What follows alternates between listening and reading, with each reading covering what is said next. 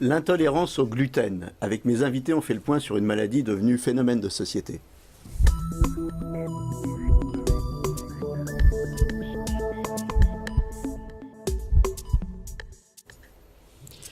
Alors, docteur William Bérébi, bonjour. Alors, vous êtes gastro-entérologue, vous êtes l'auteur de ce pavé qui s'appelle Diagnostic et thérapeutique, guide pratique du symptôme à la prescription. Alors, ça, c'est pour les patients, c'est pour les professionnels Alors, c'est pour les professionnels de santé, effectivement, pour les médecins généralistes et les internes. Et les internes, voilà. Et je suis avec Lucine Alabian. Merci d'avoir accepté de participer à cette émission. Vous êtes intolérante au gluten. Oui. Alors, comment on se rend compte qu'on est intolérant au gluten? On a la fatigue, on a le mal au ventre et des diarrhées. Ça nous manque souvent de fer. Et donc, en fait, des gamines. Des nouveau-nés ou des gamines, vous étiez... Moi, je crois que des nouveau-nés. Oui. J'étais, mais ils n'ont pas diagnostiqué au Liban mon maladie. Mes parents, ils m'avaient ramené chez des médecins, souvent. Ils ne savaient pas, souvent j'avais des manques de fer et de douleurs au ventre, des diarrhées, tout ça. Et c'est après quand... Et donc, qu'est-ce qu'on faisait? On vous donnait du fer, c'est ça? On me donnait beaucoup de fer, souvent. Je prenais du fer et tout ça. Et repos. Et repos. Oui, repos. Parce que j'étais très fatiguée, anémiée, tout ça. D'accord. Ouais. Et donc, vous avez appris que vous étiez intolérante au gluten très tard, en fait. Très tard. Ici à Paris. Vers 40 ans, je crois. 38 ou 40. Mais même à Paris, j'étais très fatiguée, tout ça. Il y a eu des diagnostics à l'hôpital Tonneau, même chez des médecins, mais ils ne savaient pas. Et quand j'ai rencontré le docteur Bérébi... Et à la suite de quoi, alors, de quel examen on vous a diagnostiqué intolérant au gluten? Qu'est-ce qui a fait qu'on a été sûr que Fibroscopie. Fibroscopie. Oui, d'accord. Par fibroscopie. Et c'est docteur Bérébi qui l'avait trouvé, comme quoi j'avais des maladies sans gluten. D'accord. Et alors, c'est quoi la vie d'un intolérant au gluten? Qu'est-ce que vous avez le droit de manger? On ne doit pas manger la farine, le pâte, il faut que je mange les farines à base de riz, à base de maïs. J'achète souvent chez Bio. Alors, qu'est-ce qui se passe si vous faites une petite incartade? Vous en faites d'abord des incartades? Je fais de temps en temps, ça m'arrive. Je ne vais pas mentir. Vous êtes gourmande? Oui, un petit peu, mais bon, j'essaie de faire attention aussi. J'ai des diarrhées, des douleurs au ventre. Mais immédiatement ou il faut faire quand même une grosse incartade? Peut-être 15 minutes après. Ah oui, donc quand même, oui. Non, c'est vrai. Très, très rapidement. C'est vrai, où j'ai des douleurs au ventre, souvent. D'accord. Bon, donc il ne faut plus faire l'incartade, ça c'est clair. Alors, comment vous les trouvez, vos produits aujourd'hui? Donc vous allez dans les magasins? J'achète au Bio. Bio? Oui, au Bio Génération. J'achète les produits, tout ce qui est sans gluten. C'est facile à trouver aujourd'hui, les produits? Aujourd'hui, oui, c'est plus facile qu'avant, dans le temps. Oui, parce qu'avant, on n'en parlait pas de cette maladie. Donc avant, d'abord, si j'ai bien compris, vous ne saviez pas que vous étiez intolérante au gluten. Non, et deux, on ne parlait pas de cette maladie. Grâce à docteur Bérébi. Donc c'était compliqué quand même la vie avant. C'était compliqué. Souvent, j'étais fatiguée. J'avais des douleurs abdominales qui... Parfois, je ne pouvais pas... J'étais trop mal. Et souvent, j'allais plusieurs fois aux toilettes, excusez-moi. Moi, des diarrhées, tout ça. Okay. La vie sociale, c'est compliqué quand on est intolérant au gluten. On ne peut pas aller dans tous les restaurants. Comment on fait? C'est un peu compliqué, mais après, j'essaie d'éviter... Quand je vais au restaurant, j'essaie de manger des choses qui ça va me convenir. Et j'essaie pas de prendre le pain ou s'il y a des pâtes et tout ça. J'évite tout ça. Vous êtes d'une culture du Sud, vous avez vécu au Liban, vous faites partie de la communauté arménienne. Au Liban. Voilà, la nourriture, c'est important dans la culture du Sud. Alors comment vous débrouillez chez vous quand vous faites la cuisine? Tout le monde mange sans gluten maintenant? Parfois je fais sans gluten, parfois je fais avec gluten, mais pour moi je fais à part toujours. D'accord. Quand je fais un gâteau, admettons, je dois faire avec gluten pour eux, et moi je fais à part sans gluten, mes gâteaux. En fait, dans la cuisine méditerranéenne, à part le pain et les gâteaux, sinon tout le reste, ça pose pas de problème. Il n'y a pas de gluten. Non, ça pose pas de problème. Non, non. Il n'y a pas de gluten normalement, mais ça dépend. Après, il y a certains trucs, oui. Par exemple, alors qu'est-ce que... Je ne me rappelle pas. le farine plutôt, les pâtes, mais après, il y a le bol rouge, c'est des gluten. Et bon, parfois, j'ai fait des écarts parce que j'ai mis un... Je trouve pas son gluten, bol rouge. Eh ben voilà. Il faut qu'ils fabriquent sans gluten. Un appel est lancé aux industriels, faites du boulgour sans gluten. Ouais. Alors je me tourne vers vous, docteur Bérébi.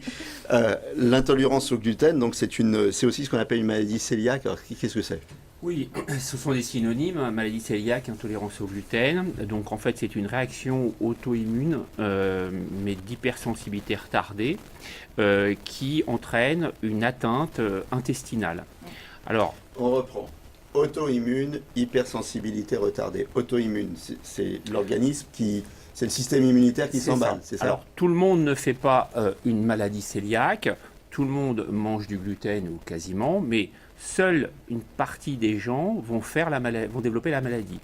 Et pour cela, il faut une susceptibilité génétique, HLA-DQ2 ou DQ8, ou les deux, qui va faire que la gliadine va entraîner une inflammation, puis, après une réaction enzymatique, puis une atrophie villositaire. La gliadine, dans le gluten. Exactement. C'est l'une des protéines du gluten, c'est celle qui est toxique en fait, et qui va entraîner la réaction inflammatoire médiée par une susceptibilité génétique particulière. Voilà, donc maladie cœliaque très fréquente, mais tout le monde ne la développe pas, parce que tout le monde n'a pas la prédisposition. C'est une maladie auto-immune ou c'est une allergie? Ou c'est la même chose? En réalité, c'est stricto sensu, c'est une hypersensibilité retardée. Mais bon, on parle globalement de maladie auto-immune pour simplifier un petit peu et montrer que c'est un élément extérieur sur un terrain prédisposé. Bon, alors, on en trouve où, du gluten, à part dans le boulgour? Alors, c'est la base de notre alimentation, hein, c'est-à-dire le blé, le seigle, l'orge. Et donc, dans le pain, dans les pâtes, donc dans toute notre alimentation de base classique occidentale, il y a du gluten. Il y a des milliers d'années qu'on mange ça. Tout à fait, tout à fait. Alors, la question, c'est pourquoi aujourd'hui on en parle davantage. C'est bien de vous poser des questions. Excusez-moi, j'enchaînais. Non, mais c'est la question que je l'ai posée justement. Effectivement, alors, il y a deux explications, même plusieurs. Il y a le fait que ce soit dépisté davantage, puisque les tests sérologiques s'améliorent, et puis probablement qu'il y a des facteurs liés à l'alimentation elle-même qui font que il y a davantage d'intolérance au gluten, parce que le gluten qu'on mange aujourd'hui n'est pas celui qui était mangé il y a quelques milliers d'années. C'est quoi la différence? La différence, c'est qu'au niveau du traitement des céréales, sont prises celles qui vont être le plus faciles à exploiter et qui vont avoir un goût gustativement, qui vont donner un moelleux aux aliments, etc. Et ceux-là sont ceux qui sont les plus toxiques en réalité pour la muqueuse intestinale. Donc en clair, il faudrait, alors quand on est intolérant au gluten, on va parler des traitements après, mais il faut supprimer le gluten, ou alors est-ce qu'on peut imaginer du gluten sans gliadine? Oui, absolument. C'est une piste de recherche, en effet, c'est de traiter le gluten, le blé, avec des enzymes pour qu'il n'y ait plus ces substances toxiques dans la molécule. Donc c'est une piste de recherche actuelle, effectivement. Voyez. Quand vous avez un problème, il faut me demander. Alors, ça concerne combien de pourcents de la population, ça? Alors, c'est très fréquent, puisque maintenant, avec les tests sérologiques, on sait qu'il y a 1 à 2% de la population. Donc, c'est plus d'1 million de personnes, oui, en fait, en France. Hein. Oui. 1 à 2%. C'est considérable, et on considère que seulement 10% sont diagnostiqués aujourd'hui.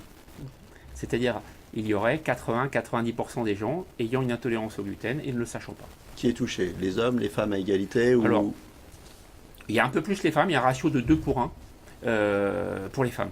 Donc 2 fois plus de femmes atteintes de cette maladie. On sait pourquoi? Non, on sait pas. Non. C'est génétique, mais pourquoi est-ce qu'elles ont lâché là DQ2 ou DQ8 là, il n'y a pas d'explication particulière. La vie est injuste. Voilà. Exact. Alors, à quel âge on développe une intolérance au gluten? On est intolérant au gluten, on va devenir intolérant au gluten. Est-ce que de plus en plus, il y a des gens qui n'étaient pas intolérants et qui deviennent intolérants? Comment ça se passe? Alors, il y a les formes du nourrisson, donc ça c'est à part. Sinon, chez l'adulte, c'est une maladie qui est diagnostiquée entre 40 et 50 ans généralement. Je dis bien diagnostiquée. Parce que ça ne veut pas dire qu'ils n'étaient pas intolérants avant. C'est ça. Et donc là, il y a un support visuel qui va nous intéresser, que j'ai donné, qui permet de voir qu'en fait, il y a un certain nombre de gens qui sont... Bon, il y a ceux qui sont sains, et sinon, il y a des formes silencieuses, latentes, et puis enfin, les patients qui développent la maladie. Donc en fait, dans la plupart des cas, les gens sont intolérants, et ils vont développer la maladie cœliaque dans un laps de temps qui peut être très long, plusieurs dizaines d'années. On passe d'abord par la forme silencieuse, et d'un coup, cette forme silencieuse se transforme en une vraie intolérance visible avec des symptômes, c'est ça? C'est ça. Donc progressivement, alors dans les études, on sait que la sérologie va se positiver. Ensuite, il y aura les atteintes histologiques. Et ensuite, il y aura, au moment des atteintes histologiques, il y aura la symptomatologie clinique à ce moment-là. Les causes, on a parlé de génétique tout à l'heure. On est prédisposé génétiquement, c'est ça? Tout à fait. Donc ça, c'est dans votre patrimoine génétique, dans votre patrimoine HLA. Certains ont les deux profils HLA, DQ2, DQ8, et c'est ces patients-là qui vont développer la maladie. Vous avez dit aussi tout à l'heure que le gluten qu'on mangeait aujourd'hui n'était pas le gluten qu'on mangeait avant. Donc, est-ce que ça sous-entend qu'il y a d'autres causes que les causes génétiques et que ce sont des causes environnementales ou liées à l'alimentation moderne aussi?